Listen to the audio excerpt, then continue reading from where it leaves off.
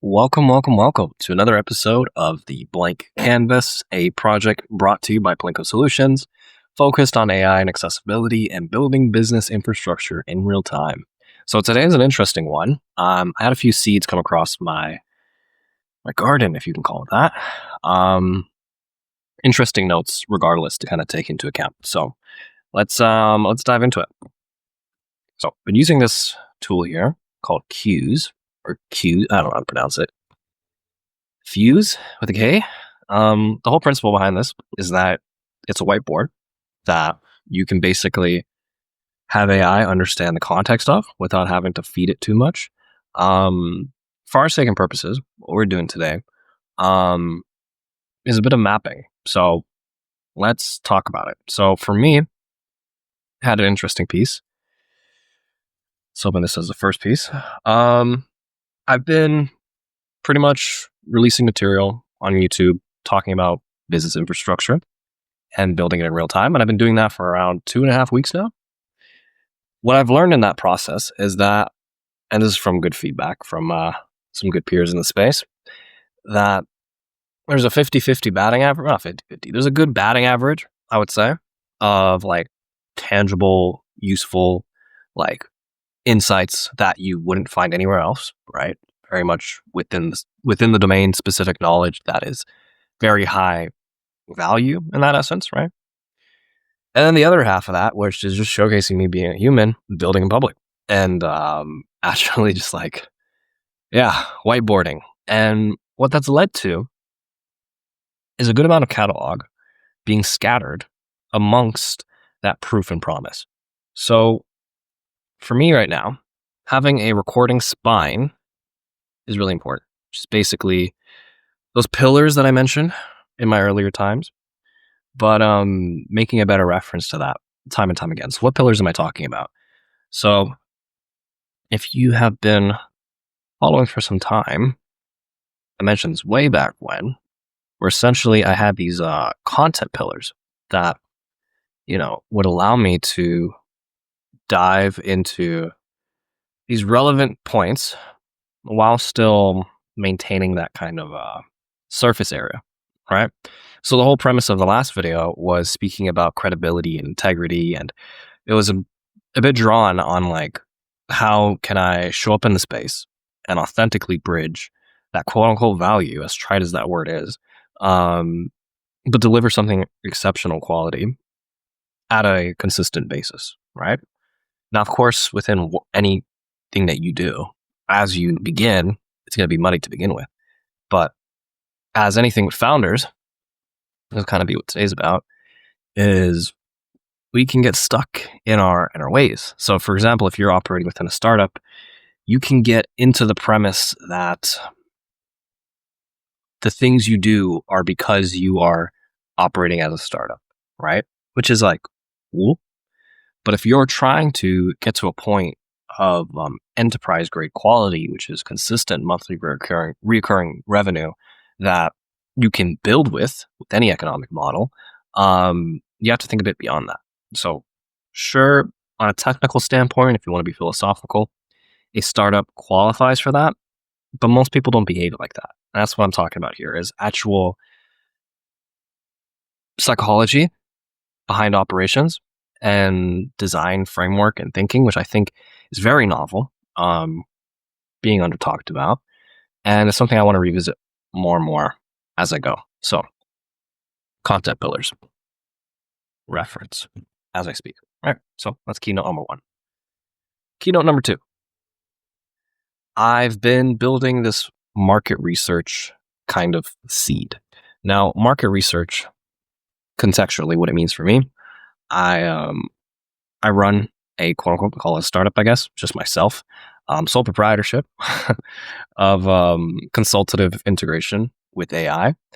And that's been marketed, or I would say anchored, in the frame of building sales infrastructure. So lead generation, lead enrichment, lead nurturing, actual full on like sales process, and just augmenting that with AI along the way to meaningfully accelerate that, right? So speed to lead, speed of operations, right? Access to these tools, empowerment. Like that's the bread and butter. So there's a whole world here. I realize this tool doesn't have a pencil. The other one does.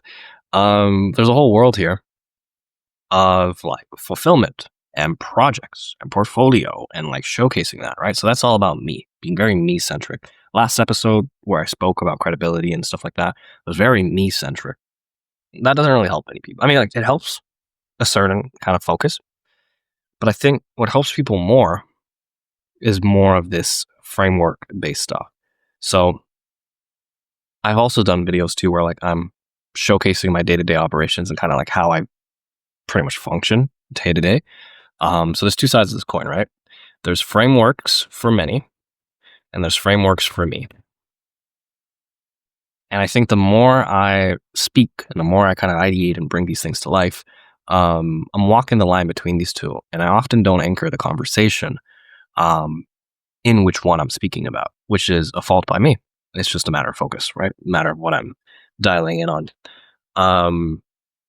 So for me, being able to actively showcase what I'm doing while also adhering to client, privacy and not, showing anything that I got to go back into the editing to blur out in terms of like client sensitive information, projects that shouldn't have been shown until a certain point. So it's a fine line to walk. There's also like speaking about projects that I've done and then repeating those stories over time to cover that surface area, right? So there's a whole bunch there in terms of like frameworks for me, anchoring for me, and then research for people that are actively making sense of things. So when I say market research, there's a few different angles for this. For some people, it can mean how they make sense of the world around them. And then for some people, it can mean another piece, which is how do they, I'll show you the exact visual here. There it is. With any sort of scraping or like research-based stuff, they're basically trying to field for these signals, right? So these pulses, right? If you can imagine electrodes, electrons or whatever, firing off into the abyss. And some people, their version of research is looking for those firings, right? And that signals to them that something is happening over there that they ought to pay attention to. That's one way. The other way is I have a specific person that I would like to help, right? An ideal customer profile, a specific use case, a specific project that I am looking to service 100 times, right? So in order to do that, I'm now positioning from the inside looking out instead of from the outside looking in, right? I'm now saying, what do other people think, or what kind of electrodes or electrons, whatever, are being fired because of the way that I'm looking at it, because of the way that I'm starting to view it? And how do I convey and create enough discourse and communication to set off these electrode, I don't know what to call it, these little firing signals is probably the best word. How do I set off these signals in a predictable way that I can follow through again and again and again? And that's what sales, in a sort of nutshell, when you're uncovering value, does really well, is you're tracking essentially how well are you saying things, how well am I articulating what I need to articulate in order to then observe and mirror and label the signals that you're showing me. Meaning, if I'm talking to you and I'm talking about, an email classifier, right? And I'm saying that if you're somebody who's managing inbound, dozens and dozens of emails and you're actively trying to triage and get this person to handle that and work this, having an AI sit in and kind of score and classify things to you makes more sense as a build versus somebody who gets 10 emails in a week and anything beyond that is probably an advertisement and they're actually more, oriented towards something else. It's like meeting people where they're at requires conversation and discourse in order to cultivate that and build that. So all that being said, what does that mean for me? So I'm doing more of the latter, and I'll explain why. So I have, a number of different projects, a number of different catalog, and one big push recently in my partnerships and what I've been working on has been towards digital employees. So this next episode with Citizen Developer, we're going to be talking a lot more in that, and actually running a campaign targeting accelerators and startups and this kind of world of portfolios of businesses that could use digital employees and AI agents. And part of the reason of doing that is so we can bridge more of the literature and discourse around it. There are people still today that are opening GPT for the first time and are struggling to get towards what they want. And the premise behind digital employees is that your work is often oriented around your intelligence, and having intelligence systems that work with you become an assistant, or I want to say a leg up. Really, the skill sets that you develop to cultivate that are very specific. And it comes down to how well can you orient yourself by frameworks to achieve what you want. So what do I mean by that? Let's take a dive. So frameworks for many. When it comes to lead infrastructure, right? So lead gen, lead enrichment, nurturing, and follow-up, that kind of stuff, right? Every single pillar of that, contextual to the business, is relevant to the frameworks in which that business operates. So for example, a plumber will only be so receptive to an email versus a phone call, right? And they're probably not interested, depending on where they're at in terms of like what they're doing, in a digital employee as an assistant or anything like that, right? Chances are they probably just want to either get more business, make their marketing easier, anything they can do to basically focus on what they're doing, right? Plumbing or whatever. An electrician, right? If you're running your own firm, I guess this also splits the difference between managerial and then leadership and then implementation, just kind of understanding the story of what each one is interacting with on a reality basis is really key. So as you can see, there's a wide net here. The common approach to this is just to have conversations with each of them, which I've done. And, in terms of inbound leads and kind of understanding their pain points. Prep wise, yeah, sure, context is great, but reality is the pain points will be something that will surface through conversation. That's just kind of how it goes. One way to kind of facilitate that conversation is using something called an audit, a questionnaire, a discovery process, something that helps you understand what their problem is, right? This is rooted in consultative sales. This is basically showing up with a pen and pad and saying, hey, tell me what's wrong. what's going on? What would you like? What's going on here? I think too many people go in and try to sell some pilot project, and I've done the same. It's great. It works for a little bit, but sometimes you can sell somebody the wheel when they needed a steering wheel, not a tire wheel. You know what I mean? And I think selling, if you're truly in it for the heart, is to bridge that accessibility and empowerment. Like, your aim is to make people's lives easier. And if you are selling and doing something that doesn't necessarily propel that, it's hard to be motivated to implement systems to make it easier for you to convey and do exactly that. You want to be so well engineered that the lift to help people at scale should feel easy and should feel fun.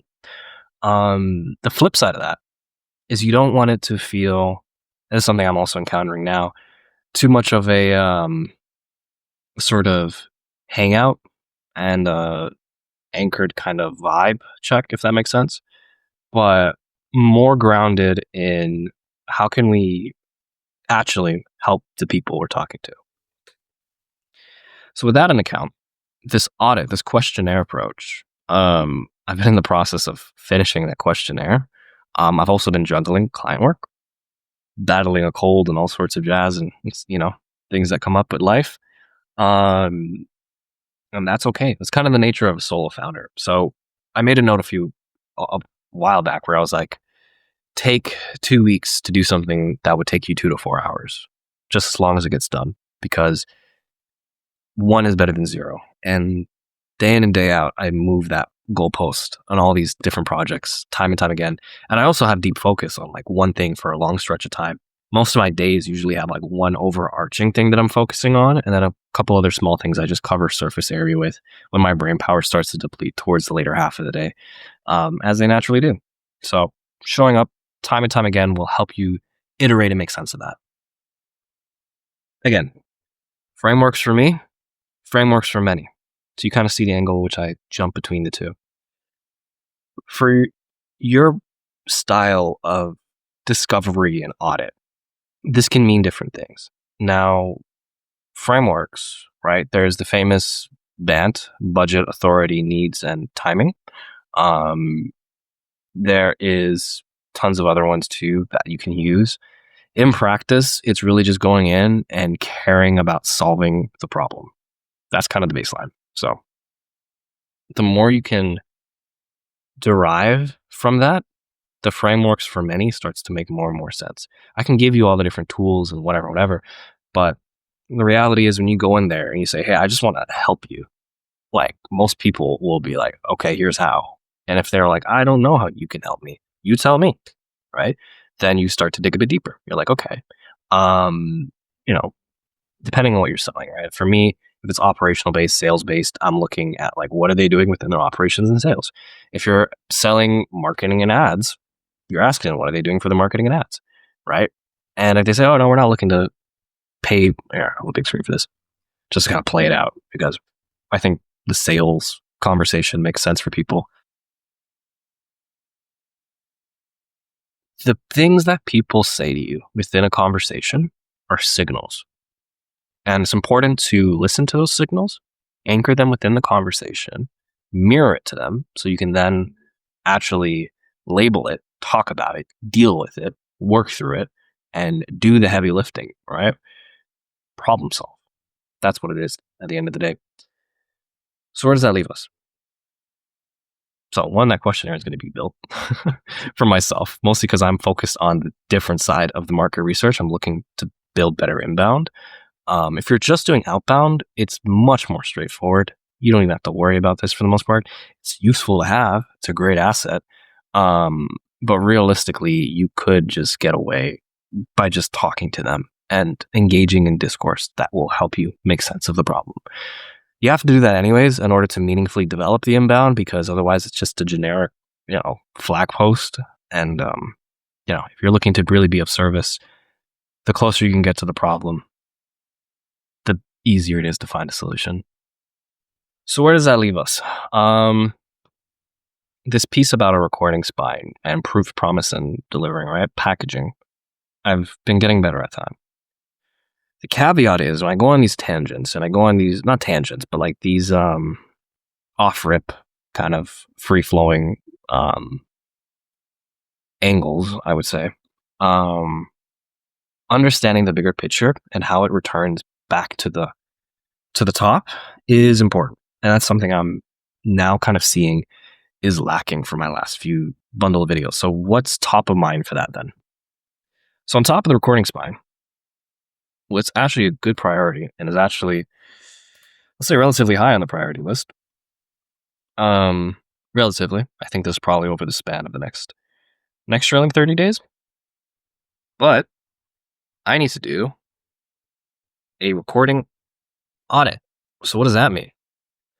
So, like I said, I've been releasing material for 2.5 weeks, building brand, getting known of sorts. My 13 views so far. It's funny if you're watching this in hindsight, it'd be cool to see where we're at. But anyways, I think the piece here is just I need to ensure that the way that my packaging and the videos have been done in the past are delivering on the proof and promise that's outlined in them.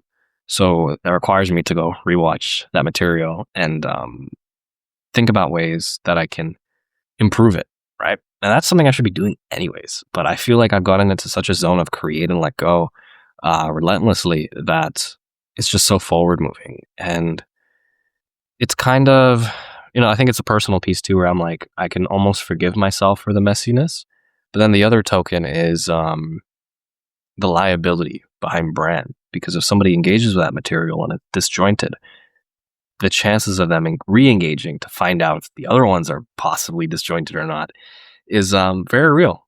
So in order to build that, I have to put that rep in time and time again. So going forward, anchoring in the recording spine is crucial and something I will be doing very much intensely going forward. It's funny because I often, start these, and hindsight's 2020, being able to kind of like put things together and package it in a way that's reasonable. But the foresight to say, this is why we're doing this and what we're hoping to achieve with this, I think is really key. There's the generic, obviously, like overarching umbrella of like, this will help you understand the context of business infrastructure as you operate and orient yourself within your own world. That's a given. I think the core piece of how well can you do that amongst chaos and overwhelm and mitigating that amongst your management and leadership, that's a question that the more you have those conversations and the more you contemplate it, the more you can access those same solutions I was speaking about that are very much discovered by problem solving. And that's the practice. That's what we're here to do. And using AI to help you do that is really the bread and butter. So as we dive into digital employees and that whole wave of things soon, you'll see that's the premise and the soul, I would say, the heart of a lot of the projects that we build, is to create that empowerment, not to subject you to, those frameworks that may work. You know what I mean? It's like, these are principles that will foster healthy growth. That's all we got to focus on. So that all being said, see you guys in the next one.